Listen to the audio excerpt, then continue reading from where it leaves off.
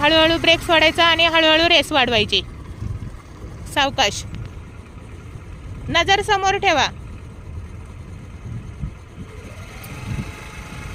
सावकाश. गाडीला वाकून नाही द्यायचं आणि नजर समोर. हळूहळू पहिले ब्रेक सोडा, हळूहळू रेस करा. गाडीचा जास्त आवाज वाटला की लगेच रेस बंद. गाडीचा आवाज जास्त होणार नाही म्हणजे रेस जास्त होणार नाही.